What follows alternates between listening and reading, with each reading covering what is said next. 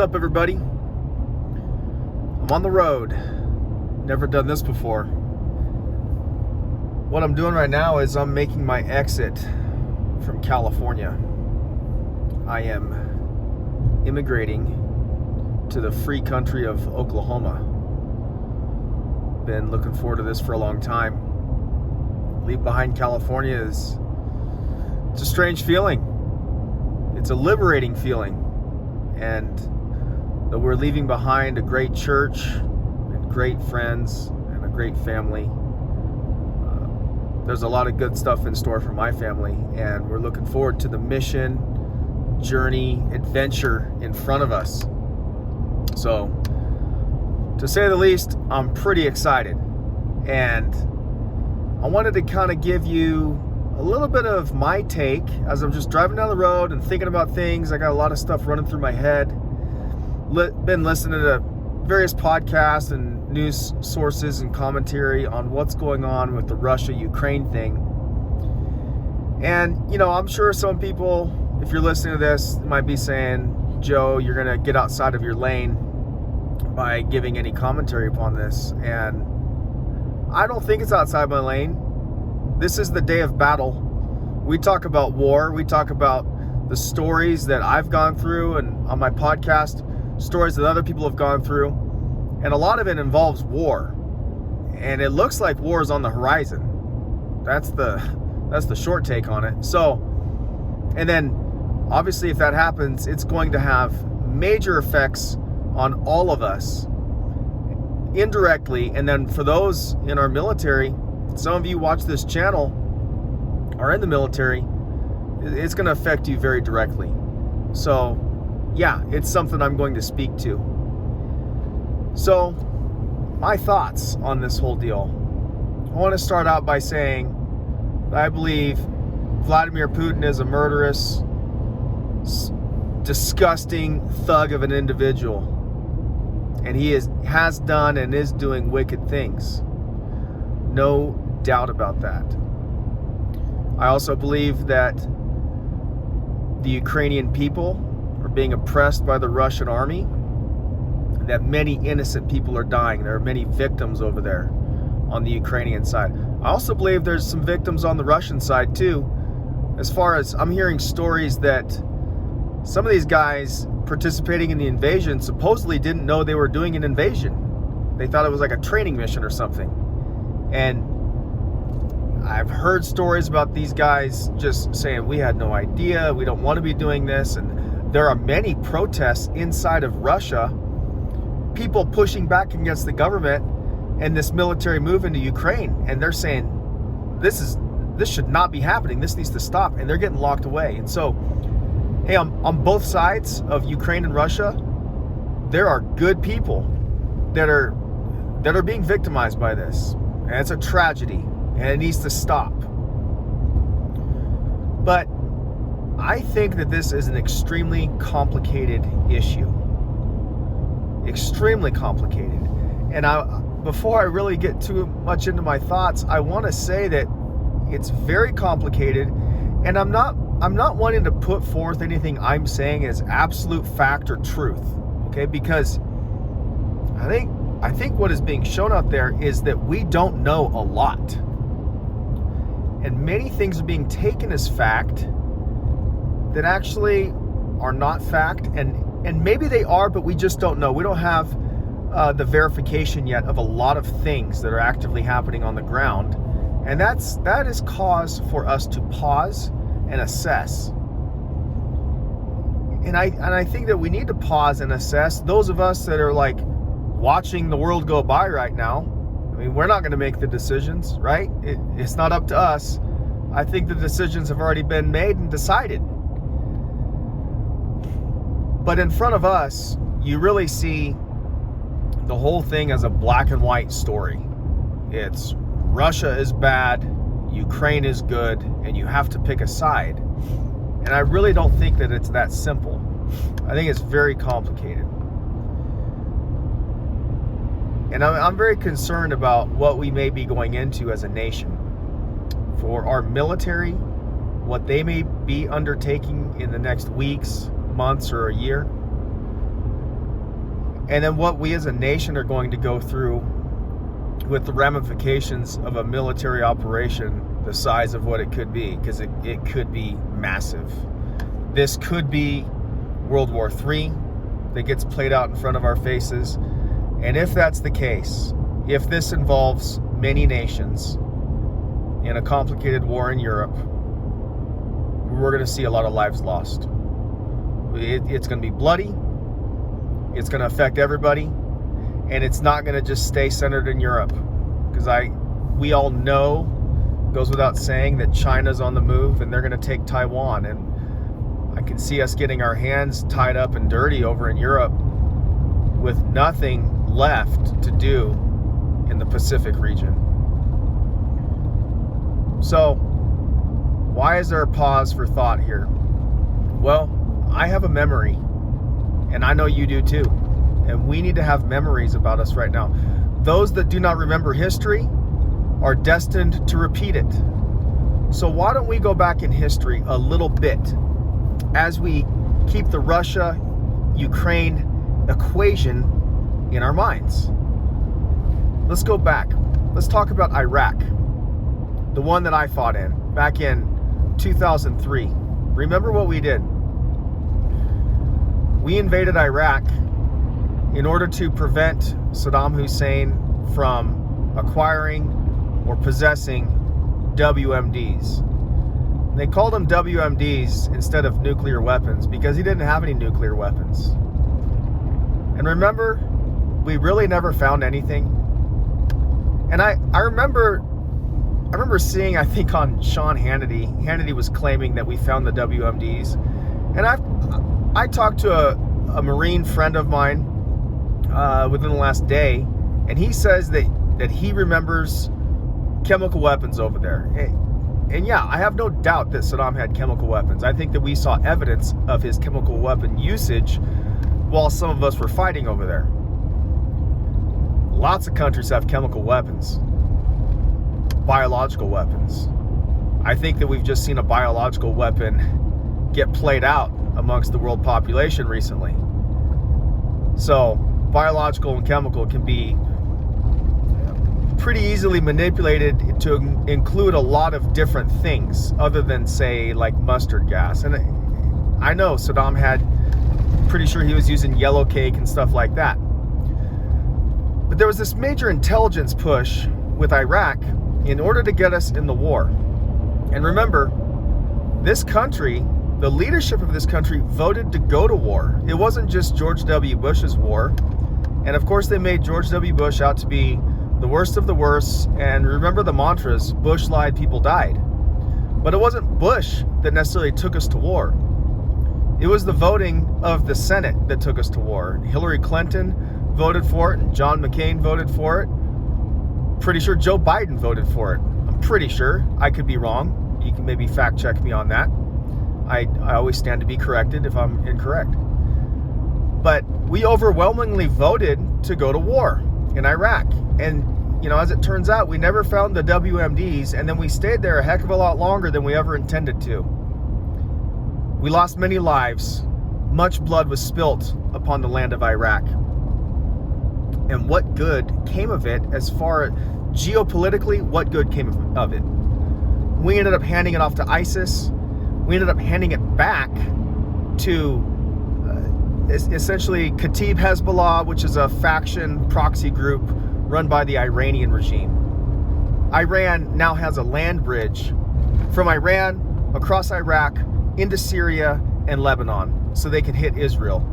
And they have a massive highway. It's like I-40 pretty much as far as their supplies are concerned. They have this massive supply chain across 4 different countries in the Middle East, thanks to us knocking out Saddam Hussein. So, that was a good one.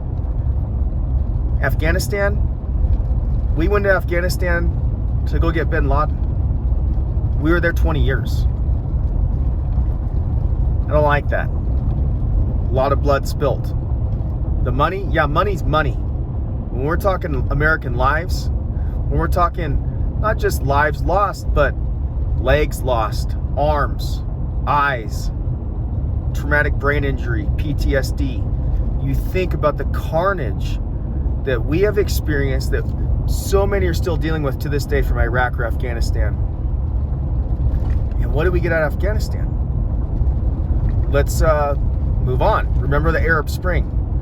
The Arab Spring, run by the Obama administration and many of the same people in Biden's administration, including Biden himself. The Arab Spring was about taking down dictators across the Middle East. And a new day and a new dawn were born over there. And they went around in 2014 and systematically knocked down every dictator by these spontaneous uprisings. Sorry, not 2014, it was 2012. All these spontaneous uprisings happened across the Middle East, from Cairo in Egypt to Tunisia, Morocco, and of course, we all remember Libya. And you'll remember 9/11, 2012, over in Libya, where we had another 9/11 terrorist attack happen. And who was at the helm but Hillary Clinton, Barack Obama, and Joe Biden? And we remember how much they cared about our Central Intelligence Agency over there and our U.S. contractors on the ground as they were in the fight of their lives for, 13 hours? That's the movie. Pretty darn good movie. But these guys were in the fight for their lives and hung out to dry by our administration, because it did not suit the interest of our administration to go over there and militarily intervene and get Americans out. And it was all about taking down Gaddafi. Gaddafi was raped until he was dead. And his body was dragged through the streets. And that was one of the last dictators to die over there. And what a great success story, because Libya really turned out well. We installed democracy over there to an extent. And out popped ISIS. The birth of ISIS really began in the Arab Spring of 2012, and then it crapped it out in the fall of 2012. And then you've got the Syrian civil war. We got our hands really dirty in that, didn't we? We had troops over there. Thankfully, we didn't have too much loss of life in Syria as a nation. We didn't, but Russia's been playing over there. There's multiple different factions. You have the Free Syrian Army, you have Hezbollah, you have the Syrian army, you have the Russians engaged. We had troops over there. What a mess. And I don't know what the body count is now. It's probably over 1 million people, 1 million lives lost in Syria. What a complete disaster. And a lot of these things, you look back on them and you go, that was intentional. They meant to do that. They meant to cause this catastrophe, this disaster, this anarchy. And they call it democracy because the people have a vote. The people don't have a vote. All of this stuff is actually predetermined and predecided. They determine nothing with their vote. And I think we see that kind of recently in our country too. So moving on from 2012, let's see, what else could we think of?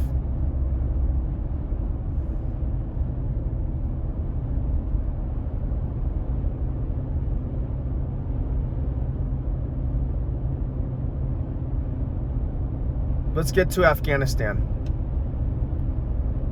We pulled out of Afghanistan this last summer, like August 2021. And of course, our current administration blames it all upon President Trump because he had his scheduled pullout from Afghanistan planned. And although President Biden can go in there and change everything else President Trump did and rip everything else apart, all of the executive orders, and overturn and undo everything President Trump did, he couldn't change the date for the Afghanistan withdrawal. And it just so happened that we wanted to be pulling out of there on 9/11/2021. What a significant date. And we saw what happened. We had 13 American lives lost needlessly. It was a complete disaster. It was planned. These guys set it all up so that it would happen like that. This was not only to withdraw and undo what President Trump had done in the many victories and successes we had had in Afghanistan. This was also to send a signal to the world that America and her power and her days of might are over. That was the message that was intended. That was the message that was received. And you can bet our enemies received it. Not only that, we remember the $80 billion worth of military equipment and arms that we left in the hands of the wonderful people called the Taliban. We left them all this freaking money, arms, information, data, and equipment, the likes of which no other army has ever had access to. They got some awesome high-speed, low-drag stuff. $80 billion worth. Okay, now, the other thing that happened there, and we know this was intended, we gave up Bagram Air Base. China now gets to control that side of Southeast Asia. I think Southeast Asia. China now gets to control that portion of the Middle East. And we are now weaker in the region throughout because we no longer have Bagram. And you think that China had nothing to do with us pulling out of there? I guarantee you they did. So I'm lacking trust of my administration. Think about this. The same administration that did this disaster in Afghanistan on their pullout with Biden, Harris, Austin, General Kelly. Those guys are the same ones in charge of whatever we decide to do with this Europe situation. Does that make you feel good? Do you think that they really did their best with the decision in Afghanistan? Do you think they tried their hardest? Do you think they really cared about the lives lost? I remember Biden, checking his watch as bodies are coming in with flag-draped coffins at the tarmac. And he's checking to see what time it is to go eat ice cream. I won't forget that, okay? He let our guys down. There is no way I'm going to trust him to command our troops into Eastern Europe to fight the Russians. It's not happening. I trust him not. We also see what's been going on with our military. They have been getting rid of anybody willing to stand for their values and not take the medication that's required now of everybody. They've been canning those guys left and right. And say what you want. I'm not here to debate the efficacy of the medicine, okay? But by and large, those who decided not to take it were doing so, refusing to do so on the basis of this is their belief and this is their principle, and they're willing to put everything else behind their principle and stand upon it. Those kind of people should be applauded. Those are the kind of people that you want leading. And instead of keeping them in and saying, you know what, good for you for standing upon your convictions. No, now you're gone. You're freaking out of here. Same administration that did all that is handling the Russia issue. And then let's remember what's been going on the last 2 years. There's this thing that's been going around, and I don't want to say the word because the YouTube algorithm will pick it up, and I don't want this video to get canned. But there's this illness that's been going around, okay? And many people have died from it. But we know, those of us that have our eyeballs wide open and don't just listen to the propaganda out there, we know and we see they had the medicine before they had the illness. The medicine came first. The medicine was built by Fauci and the NIH in conjunction with these pharmaceuticals.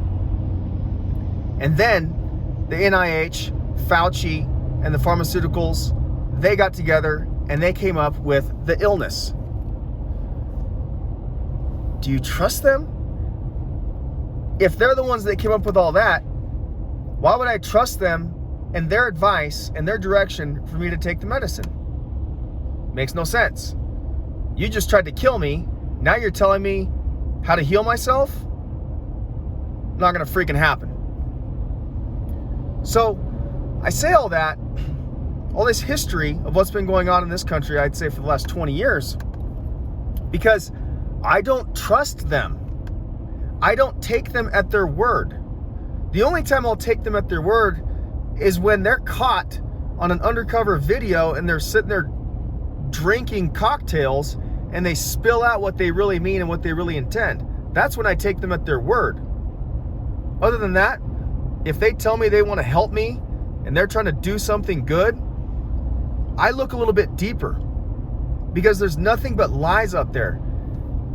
We live in days of deception. Deception is all around you. You cannot even trust your eyes, what you're seeing anymore. Nowhere. And if you do, if you trust everything that you see and everything that you hear, you're going to be swept aside. Now, I'm saying all this, and I don't want you to take everything that I'm saying as gold, okay? Do your own research. I have my opinions. You're entitled to yours. It's still a free country, sort of. But do your own research and don't just drink all the Kool-Aid that gets thrown your way, because you're going to drink some poison at some point.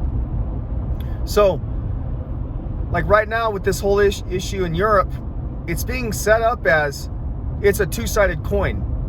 You either support Russia or you support Ukraine. And I don't think it's that simple.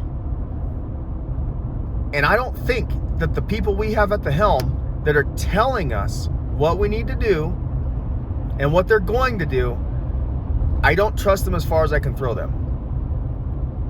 So I say at this time, it is cause for us to pause, for us to ponder, for us to investigate everything that we hear and see, and try as much as we can to discover the motives behind the intention of what we're doing. Because I see bad things coming our way. I see our military most likely soon going to war. Vladimir Putin, he has said that any country that interferes in his operation in Ukraine will be met with a punishment that they've never seen before. And I kind of feel like he's talking about nuclear weapons. I would hate for that to happen. That's scary. So, I don't want to alienate people out there that have already picked a side. You can pick your side. I'm not saying not to. What I am saying is this. I think that it's more complicated than what we're being led to believe. And there is a marketing campaign to this. Like, if you notice the things that we've gone through recently, well, I'd say over the last 2 years, the stuff that's been going on, it's all over the socials. Everybody is supporting one side or the other, and it's like this two-sided coin, and you have to pick one of them. They're making us do that all the time, and it's not right. And when it's one way or the other, there is deception involved. No one out there is saying that you can feel and believe what you want about this, and please do your own research. Very few people are saying that. We're just being told the way that it is, and it makes me wonder. And I'm wondering because I know there's victims over there now, and I'm concerned about them, and I'm praying for them. I'm praying for the Ukrainians, and I'm praying for the Russians, and I'm praying for friends that I have close by. So I'm very concerned about this, and I'm very concerned about the fact that we may have our men and women in uniform go get involved. And I will always support our men and women in uniform. Even if they have to get involved in something that I don't think we should be involved in, I'm still going to support them and their mission and their safety. And I want them to be violent and deadly and do what's right in that moment to protect themselves and come home to their families. That's the most important thing. And, there's a lot of people that have wound up, holding a gun in a situation that they didn't want to be in. Maybe they didn't believe in, but they had to do something to protect and defend themselves, and that's fine. So I'll always support our military as long as our boys are going out there to do the right thing. You know, the main thing, like in the Marines hymn, there's a line in there, to keep our honor clean. And I think that's a very important line. Keep our honor clean. No matter what you do, no matter what fight you find yourself in, keep your honor clean. You shoot the enemy. You deal with him. You protect the innocent. If called upon, you give your life for the innocent, as Christ did for you.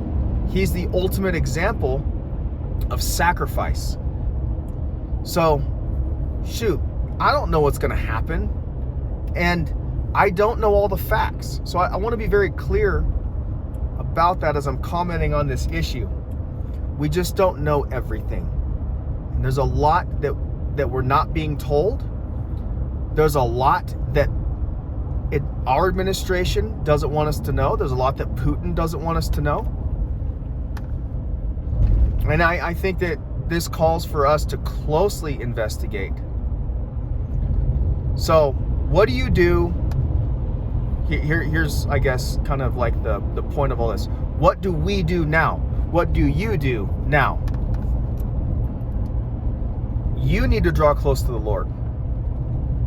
Especially, well, everybody should especially, but for our guys or girls that are in uniform, and you may be soon called upon to deploy and put yourself in harm's way, you need to draw close to the Lord. You need to give your life to Christ if you have not. You need his forgiveness and salvation, because he is your refuge. He offers you refuge in times of trouble, all the time. That's the most important thing, is that you be saved from eternity apart from him in eternal punishment because you died in your own sins. Also, for those of you out there in uniform that are believers in Christ, get ready to really lead spiritually. And you should be doing that right now. You should be drawing in your fire team or your squad or your platoon and being the light in the darkness.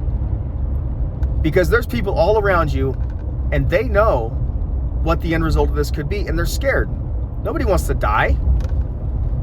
And those that don't know the outcome of their eternity, they're scared. And they could definitely use your talk, your guidance, if you're going to present to them the truth of the Bible and the gospel. So be bold. Don't hold it back. You know, I'm so glad that I had a good conversation with one of my Marines that was killed in action. I had a good conversation with him, and I was absolutely convinced and sure that he was a believer in Christ when I watched him give his life for our nation. And that was the biggest comfort to me, and I know his family, as I was able to tell them about that conversation that we've had. So have those conversations. Be a light in a darkness. And do your mission, okay? If you get called upon to go, I support you, all right? And I want you to go forth and be deadly. You do whatever you've got to do to get home. We'll examine the situation. We're going to weigh out the pros and cons and the truths and the lies, okay? That's all going to happen. And there's a part of all of this right now that is, I guess it has a level of just being interesting, because it really is interesting. You know, we've never seen anything like this before, at least like in the last probably 70 years. This is a very serious time for our nation. So those are some of my thoughts. I'm just asking that we pause and really examine, okay? Ultimately, most things come down to money. Ukraine has a history of being one of the most corrupt countries on the planet that paid off politicians such as Joe Biden, Hunter Biden. The Pelosi family has been enriched in Ukraine. And it just so happens that as they're all in power and office, we're messing around with Ukraine. So, all that to say, there is more than meets the eye. This situation is complicated.